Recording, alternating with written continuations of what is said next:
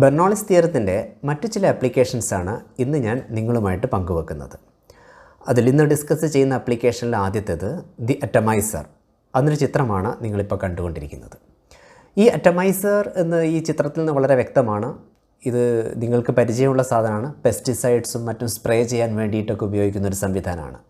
ഇതിൻ്റെ ഈ ഇടത് ഭാഗത്തുള്ള ഈ പിസ്റ്റൺ മൂവ് ചെയ്യുന്നതിനനുസരിച്ച്, പ്രസ് ചെയ്യുന്നതിനനുസരിച്ച് ഈ സിലിണ്ടറിനുള്ളിലൂടെ എയർ വളരെ ശക്തിയായിട്ട് മുന്നോട്ട് നീങ്ങുകയാണ് ചെയ്യുന്നത്. അതായത് ഇതിനകത്ത് ഒരു വലിയൊരു സിലിണ്ട്രിക്കൽ റീജിയനുമുണ്ട്.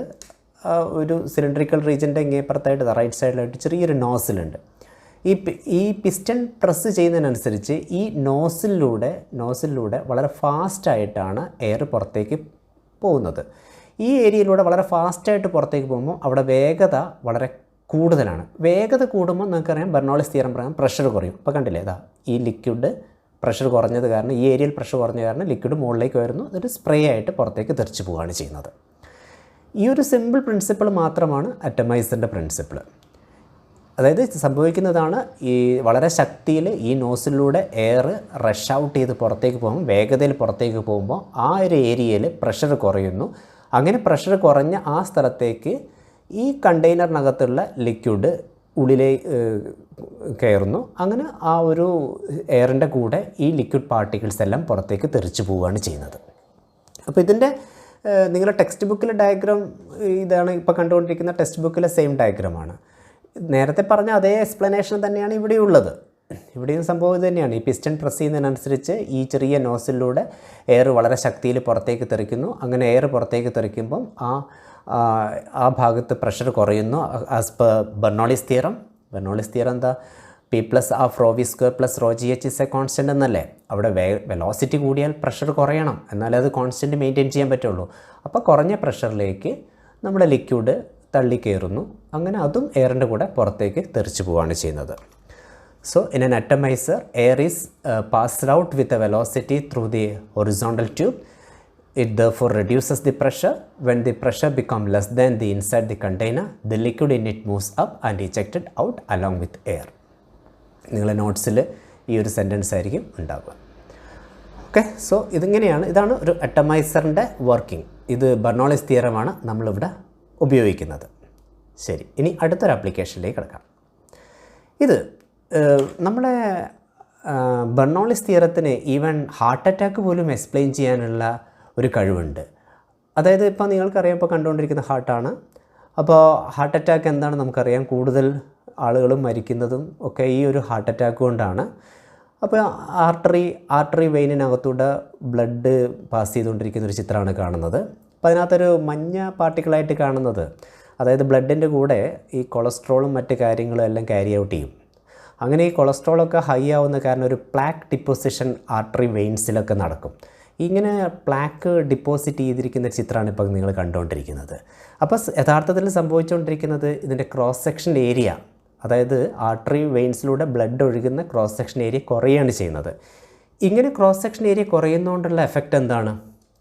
ഇതാണ് ഒരു നോർമൽ ആർട്ടറി എന്ന് പറഞ്ഞ് കാണുന്നത്. ഇത് നമ്മളെ പ്ലാക്ക് ഡിപ്പോസിറ്റ് ചെയ്തുകൊണ്ടുണ്ടാവുന്ന ആ ആർട്ടറിയാണ്. അപ്പോൾ ഇവിടെ കണ്ടില്ലേ, നമ്മുടെ ക്രോസ് സെക്ഷൻ ഏരിയ, ബ്ലഡ് ഒഴുകേണ്ട ക്രോസ് സെക്ഷൻ ഏരിയ കുറയും. ക്രോസ് സെക്ഷൻ ഏരിയ കുറയുമ്പം നമ്മൾ ഇക്വേഷൻ ഓഫ് കണ്ടിന്യൂറ്റി പ്രകാരം നിങ്ങൾക്കറിയാം, അവിടെ വെലോസിറ്റി കൂടും. ക്രോസ് സെക്ഷൻ ഏരിയ കുറഞ്ഞാൽ വെലോസിറ്റി കൂടും. അതായത് ഈ രണ്ട് ഡയഗ്രവുമായിട്ട് കമ്പയർ ചെയ്യുമ്പം ഈ താഴത്തെ ഡയഗ്രത്തിലൂടെ, അതായത് പ്ലാക്ക് ഡിപ്പോസിറ്റ് ചെയ്ത ആ വെയിനിലൂടെ വളരെ വേഗത്തിലാണ് ബ്ലഡ് ഒഴുകുന്നത്. വേഗത്തിൽ ബ്ലഡ് ഒഴുകുക എന്ന് പറയുമ്പം അവിടെ വേഗത കൂടുതലാവുക എന്ന് പറയുമ്പം വെലോസിറ്റി കൂടുമ്പം അവിടുത്തെ പ്രഷർ കുറയും. ദാറ്റ് മീൻസ് ഈ റീജിയനിലുള്ള ഇന്നർ റീജിയനിലുള്ള പ്രഷർ കുറയും. അങ്ങനെ അവിടെ പ്രഷർ കുറഞ്ഞാൽ ഔട്ടർ പ്രഷർ കൂടുതലായിരിക്കും, ഈ വെയിനിന് പുറത്തുള്ള പ്രഷർ കൂടുതലായിരിക്കും. അപ്പോൾ വെയിന് കുറച്ചും കൂടി ഇത് പ്രസ് ചെയ്യപ്പെടും, ഉള്ളിലോട്ട് പ്രസ് ചെയ്യപ്പെടും. അപ്പോൾ ക്രോസ് സെക്ഷൻ ഏരിയ പിന്നെയും കുറയും. അപ്പോൾ ക്രോസ് സെക്ഷൻ ഏരിയ പിന്നെയും കുറഞ്ഞാൽ എന്താ സംഭവിക്കുക? അതിനുള്ളിലൂടെ ബ്ലഡ് കുറച്ചും കൂടി വേഗത്തിൽ ഒഴുകും.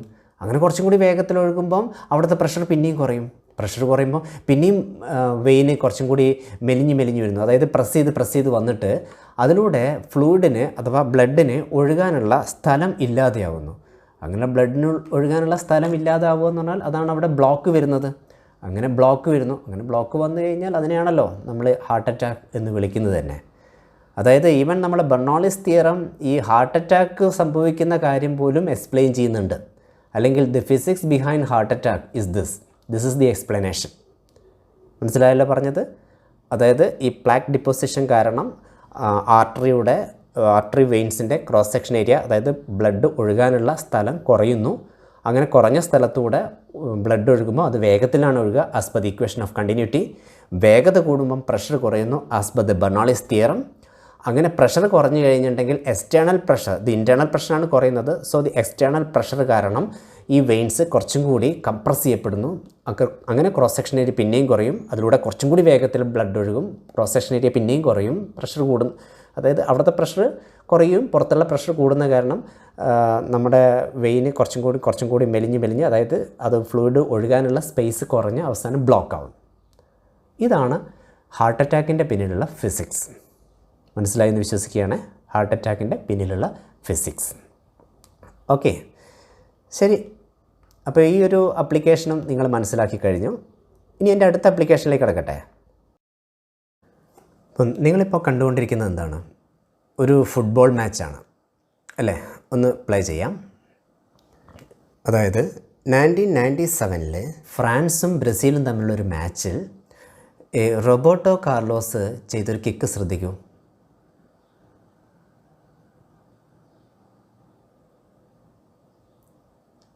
അല്ലേ? ഈ പെനാൽറ്റി കിക്കിൽ എന്താ സംഭവിച്ചിരിക്കുന്നത്?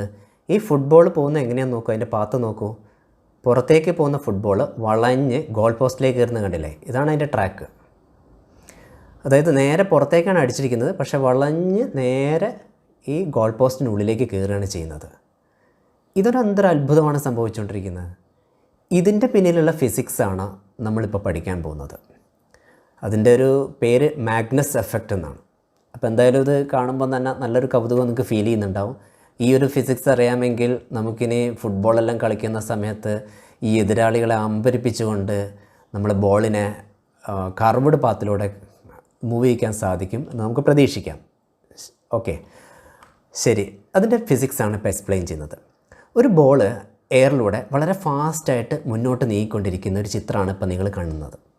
ഇപ്പോൾ എയറല്ല മൂവ് ചെയ്യുന്നത്, ആക്ച്വലി ബോളാണ് മൂവ് ചെയ്യുന്നത്. പക്ഷേ റിലേറ്റീവായിട്ട് നമുക്ക് എയർ മൂവ് ചെയ്യുന്നതായിട്ട് നമുക്ക് പരിഗണിക്കാം. Stream line flow of air മോളിക്യൂൾസാണ് ഇവിടെ കാണുന്നത്. അതായത് നിങ്ങളിപ്പോൾ ഒരു ബൈക്കിൽ ഒരു ടു വീലറിലൊക്കെ വളരെ ഫാസ്റ്റായിട്ട് മുന്നോട്ട് പോകാൻ നല്ല കാറ്റ് വീശുന്നൊരു ഫീൽ നിങ്ങൾക്ക് ഉണ്ടാവുന്നില്ലേ? അത് കാറ്റ് വീശുന്നതല്ല, നിങ്ങളാണ് ആക്ച്വലി മുന്നോട്ട് പോകുന്നത്. പക്ഷേ എയർ ഓപ്പോസിറ്റ് ഡയറക്ഷനിൽ മൂവ് ചെയ്യുന്നൊരു ഫീലാണ് നിങ്ങൾക്ക് ഉണ്ടാകുന്നത്. അതുപോലെ തന്നെ ഈ ബോൾ മുന്നോട്ട് നീങ്ങിക്കൊണ്ടിരിക്കുകയാണ്. അതായത് ഇവിടുന്ന് വലത്തുനിന്ന് ഇടത്തോട്ട് പോയിക്കൊണ്ടിരിക്കുകയാണ്. അങ്ങനെ പോകുന്ന സമയത്ത് ഈ എയർ മോളിക്യൂൾസ് ഓപ്പോസിറ്റ് ഡയറക്ഷനിൽ പോകുന്നു. അപ്പോൾ ഇതെല്ലാം ഒരേ വേഗതയിലാണ് പോയിക്കൊണ്ടിരിക്കുന്നത്. കാരണം ഇതിന് സ്പിന്നിങ് എഫക്റ്റ് ഒന്നുമില്ല. ബോൾ സ്പിന്ന് ചെയ്യുന്നില്ല. ബോൾ സ്പിന്ന് ചെയ്യാത്തതുകൊണ്ട് തന്നെ ഈ അപ്പർ റീജിയനിലും ലോവർ റീജിയനിലും ഒരേ വെലോസിറ്റിയാണുള്ളത്. അപ്പോൾ V1 V2 എന്ന് രണ്ട് വേഗത ഇവിടെ കാണിച്ചിട്ടുണ്ടെങ്കിൽ ആ V1 = V2 ആണ് ഇപ്പോൾ നിലവിലുള്ളത്. പക്ഷേ ഈ അവസ്ഥയായിരിക്കില്ല ബോൾ സ്പിന്ന് ചെയ്യുകയാണെ സംഭവിക്കുന്നത്. നോക്കൂ, ഇതൊരു സ്പിൻ ചെയ്യുന്നൊരു ബോളാണ്. ഈ ബോൾ ഇങ്ങനെ സ്പിൻ ചെയ്യുമ്പം ഇവിടെ എന്താ സംഭവിക്കുന്നതെന്ന് വെച്ചിട്ടുണ്ടെങ്കിൽ ഈ ബോൾ സ്പിൻ ചെയ്യുമ്പം ബോളിൻ്റെ കൂടെ തന്നെ കുറച്ച് എയർ മോളിക്യൂളും സ്പിന്നാവും. എന്ന് വെച്ചാൽ ഈ ബോളുമായിട്ട് അസോസിയേറ്റ് ചെയ്തിരിക്കുന്ന എയർ മോളിക്യൂൾസും അതിൻ്റെ കൂടെ കറങ്ങും. ബോൾ എത്രമാത്രം റഫാണോ അത്രമാത്രം കൂടുതലായിരിക്കും ആ എയർ മോളിക്യൂൾസും അതിൻ്റെ കൂടെ കറങ്ങുന്നത്. അങ്ങനെ ഏറ്റവും മുകളിലത്തെ ഈ ഒരു ലെയറിനെ സംബന്ധിച്ചിടത്തോളം ഈ ബോളിൻ്റെ കൂടെ കറങ്ങുന്ന എയറിൻ്റെ ആ ലെയറും പുറത്തുള്ള സ്ട്രീം ലൈൻസും ഒരേ ഡയറക്ഷനിലാണ് വരുന്നത്. So the effective velocity of the upper stream lines, നമുക്കതിന് V1 എന്നാണ് കാണിക്കുന്നതെങ്കിൽ അത് കമ്പാരിറ്റീവ്ലി കൂടുതലാണ്. അതേസമയം താഴത്തെ അവസ്ഥ ആലോചിച്ച് നോക്കൂ. താഴെ ഈ പുറത്തുനിന്ന് വരുന്ന സ്ട്രീം ലൈൻസ്, എയറിൻ്റെ സ്ട്രീം ലൈൻസും ഈ ബോളുമായിട്ട് അസോസിയേറ്റ് ചെയ്തിരിക്കുന്ന ആ എയറിൻ്റെ ഫ്ലോയും ഓപ്പോസിറ്റ് ഡയറക്ഷനിലാണ് വരുന്നത്. സോ ഇവിടുത്തെ വേഗത നോർമൽ വെലോസിറ്റിനേക്കാളും കുറയാണ് ചെയ്യുന്നത്. അപ്പോൾ അപ്പർ റീജിയനിലെ വെലോസിറ്റി നോർമൽ വെലോസിറ്റിനേക്കാളും കൂടുതലും താഴത്തെ വെലോസിറ്റി കുറയുകയും ചെയ്യുന്നു. So there is A very large difference in velocity. ഈ എത്രമാത്രം വെലോസിറ്റി ഡിഫറൻസ് ഉണ്ടാവും എന്നുള്ളത് എത്ര ഫാസ്റ്റായിട്ടാണ് ഈ ബോൾ സ്പിൻ ചെയ്യുന്നത് എന്നതിനൊക്കെ ഡിപ്പെൻഡ് ചെയ്യും. അപ്പോൾ ഇങ്ങനൊരു വെലോസിറ്റി ഡിഫറൻസ് ഉണ്ടെങ്കിൽ നമുക്കറിയാലോ, ബെർണോളിസ് തിയറം പ്രകാരം വെലോസിറ്റിയിൽ മാറ്റം വരികയാണെങ്കിൽ പ്രഷറിൽ മാറ്റം വരും. ഈ അപ്പർ റീജിയനിൽ വെലോസിറ്റി കൂടുമ്പം അവിടെ പ്രഷർ കുറയും. അങ്ങനെ പ്രഷർ കുറഞ്ഞ സ്ഥലത്തേക്ക് നമ്മുടെ മെറ്റീരിയൽ മൊത്തത്തിൽ നീങ്ങാൻ കാരണമാവാൻ എന്തുകൊണ്ടാണ്? പുറത്തുള്ള ഫ്ലൂയിഡ് പ്രഷർ കുറഞ്ഞ ഭാഗത്തേക്ക് ഈ ബോളിനെ തള്ളി നീക്കും. അപ്പോൾ ഈ ബോൾ എങ്ങോട്ട് നീങ്ങണം എന്ന് തീരുമാനിക്കുന്നത് നിങ്ങളുടെ സ്പിന്നിങ്ങിൻ്റെ ഡയറക്ഷനാണ്. ബോൾ മുകളിലോട്ട് നീങ്ങണോ, താഴോട്ട് നീങ്ങണോ, ലെഫ്റ്റിലോട്ട് പോകണോ, റൈറ്റിലോട്ട് പോകണോ എന്നൊക്കെ ഒരു വിദഗ്ധനായ ഒരു കളിക്കാരന് ബൈ പ്രാക്ടീസ് ശരിയാക്കിയെടുക്കാൻ സാധിക്കും. This effect is called Magnus effect. അപ്പോൾ ഈ മാഗ്നസ് എഫക്റ്റ് നമ്മൾ എക്സ്പ്ലെയിൻ ചെയ്യുന്നത് ബെർണോളിസ് തിയറം ഉപയോഗിച്ചും കൊണ്ടാണ്. കൃത്യമായിട്ട് മനസ്സിലായിട്ടുണ്ടെന്ന് വിശ്വസിക്കുകയാണ്. എൻ്റെ വ്യക്തമായ നോട്ട്സ് നിങ്ങൾക്ക് തന്നിട്ടുണ്ട്. അതും കൂടി ഇത് പഠിക്കുന്ന സമയത്ത് വായിച്ച് നോക്കേണ്ടതാണ്. ഇത് അതിൻ്റെ ഒരു ബ്രീഫായിട്ടുള്ള ഒരു എക്സ്പ്ലനേഷനാണ്. ഇനി അടുത്തൊരു വണ്ടർഫുൾ ആപ്ലിക്കേഷൻ. ഇത് നിങ്ങൾക്കറിയാം, നിങ്ങളിപ്പോൾ കണ്ടുകൊണ്ടിരിക്കുന്ന ഒരു എയ്റോപ്ലെയിനാണ്. ഈ എയ്റോപ്ലെയിൻ അന്തരീക്ഷത്തിലൂടെ മൂവ് ചെയ്തിരിക്കുന്ന ഒരു സ്റ്റിൽ പിക്ചറാണത്. അപ്പോൾ ഈ എയ്റോപ്ലെയിൻ ഇങ്ങനെ അന്തരീക്ഷത്തിലൂടെ അങ്ങനെ മൂവ് ചെയ്യുമ്പം താഴോട്ട് വീഴാതെ അതിനെ അപ്ലിഫ്റ്റ് ചെയ്ത് നിർത്തുന്നത് എന്താണ്? അതാണ് നമ്മൾ lifting of an aeroplane or എയ്റോഫോയിലിൻ്റെ പ്രിൻസിപ്പിളായിട്ട് പറയുന്നത്. അതിൻ്റെ വിങ്സിൻ്റെ ക്രോസ് സെക്ഷൻ ഏരിയയാണ് അതിനത് സ്വാധീനിക്കുന്നത്. അപ്പോൾ ഇങ്ങനൊരു എയ്റോപ്ലെയിൻ ഫാസ്റ്റായിട്ട് മൂവ് ചെയ്തുകൊണ്ടിരിക്കുകയാണെങ്കിൽ നമുക്കൊന്ന് മൂവ് ചെയ്യിക്കാം. മൂവ് ചെയ്തുകൊണ്ടിരിക്കുമ്പോൾ അതിന് വിങ്സിൻ്റെ ക്രോസ് സെക്ഷൻ ഏരിയ ഇവിടെ മാർക്ക് ചെയ്തിട്ടുണ്ട്, അത് മാത്രം പരിഗണിക്കും. അപ്പോൾ എന്താണ് ഇതിനകത്തൂടെ എയർ ഓപ്പോസിറ്റ് ഡയറക്ഷനിൽ മൂവ് ചെയ്യുന്ന ഒരു ഫീൽ ഇവിടെ കിട്ടുന്നുണ്ടല്ലോ. ഈ വിങ്സിൻ്റെ ക്രോസ് സെക്ഷൻ ഏരിയൻ്റെ പ്രത്യേകത ഒന്ന് ആലോചിച്ച് നോക്കൂ. ലോവർ റീജിയൻ ആൾമോസ്റ്റ് ഫ്ലാറ്റാണ്, എന്നാൽ അപ്പർ റീജിയൻ കുറച്ചും കൂടി കർവ്ഡാണ്. അപ്പോൾ ഇങ്ങനെ മൂവ് ചെയ്യുമ്പം എയറിൻ്റെ സ്ട്രീം ലൈൻസ് ഇതാ ഈ ഡയറക്ഷനിൽ പോയിക്കൊണ്ടിരിക്കുന്നത് നിങ്ങൾക്ക് കാണാൻ സാധിക്കും. അപ്പോൾ ലോവർ റീജിയൻ ഫ്ലാറ്റാണ്, അപ്പർ റീജിയൻ മോർ കർവ്ഡ് ആയ സ്ഥിതിക്ക് upper stream line has to travel more distance compared to the lower stream line. അതുകൊണ്ട് തന്നെ അപ്പർ സ്ട്രീം ലൈൻസിന് വേഗത കൂടുതലായിരിക്കും. അതായത് ഇത് യഥാർത്ഥത്തിൽ എയർ മോളിക്യൂൾസ് അല്ല ട്രാവൽ ചെയ്യുന്നത്. എയർ മോളിക്യൂൾസ് ഇതാ ഒരു പെയർ ഓഫ് എയർ മോളിക്യൂൾസ് ഇവിടെ നിൽക്കുകയാണ്. അതേ പെയർ ഓഫ് എയർ മോളിക്യൂൾസ് തന്നെയാണ് ഇത് ട്രാവൽ ചെയ്ത് കഴിഞ്ഞാലും അവർ തമ്മിലുള്ള ഡിസ്റ്റൻസിലൊന്നും മാറ്റം വരുന്നില്ല. അപ്പോൾ ഈ എയ്റോപ്ലെയിൻ്റെ വിങ്സ് ട്രാവൽ ചെയ്യുന്നതിനനുസരിച്ച് വിങ്സ് വളരെ വേഗത്തിൽ മൂവ് ചെയ്യുമ്പം അപ്പർ സ്ട്രീം ലൈൻസിൽ മോളിക്യൂള് കുറച്ച് കൂടുതൽ ദൂരം സഞ്ചരിക്കേണ്ടി വരുന്നു, എന്നാൽ ലോവർ സ്ട്രീം ലൈൻസിന് അത്ര വേണ്ടി വരുന്നില്ല. അപ്പോൾ കൂടുതൽ ദൂരം സഞ്ചരിക്കുന്ന ഒരേ സമയമാണ് എടുക്കുന്നത്, സോ സ്വാഭാവികമായിട്ടും വേഗത കൂടുതലാണ്. ഈ അപ്പർ റീജിയനിലെ വേഗത കൂടുമ്പം ഈ ഒരു സ്ഥലത്തുള്ള വേഗത കൂടുതൽ വരുമ്പം എന്താ സംഭവിക്കുന്നത്? ഇവിടുത്തെ വെലോസിറ്റി കൂടുതലാണ് വരുന്നത്, അവിടുത്തെ പ്രഷർ കുറയുന്നു.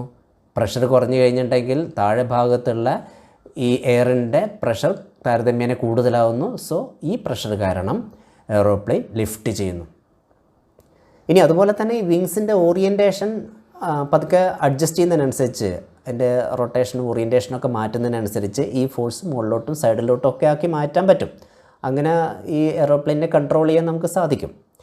അപ്പോൾ എന്തായാലും ലിഫ്റ്റിംഗ് ഓഫ് ആൻ എയ്റോപ്ലെയിൻ്റെ ഒരു സിമ്പിൾ പ്രിൻസിപ്പിളാണ് ഇപ്പം ഇവിടെ വിശദീകരിച്ചത്. അത് നമ്മുടെ ബെർണോളിസ് പ്രിൻസിപ്പിളാണ്. ഓക്കെ, അപ്പോൾ ബെർണോളിസ് പ്രിൻസിപ്പിളിൻ്റെ ഒരുപാട് ആപ്ലിക്കേഷൻസ് ഇപ്പം നിങ്ങൾ മനസ്സിലാക്കി കഴിഞ്ഞു. അപ്പോൾ ഈ ഇത്രയും ആപ്ലിക്കേഷൻസ് എല്ലാം കൃത്യമായിട്ട് പഠിക്കുക, ടെക്സ്റ്റും വായിക്കുക, നോട്ട്സ് തന്നതും ശ്രദ്ധിക്കുക. ഓക്കെ, എന്തെങ്കിലും സംശയമൊക്കെ ഉണ്ടെങ്കിൽ ചോദിക്കുക. Okay, by.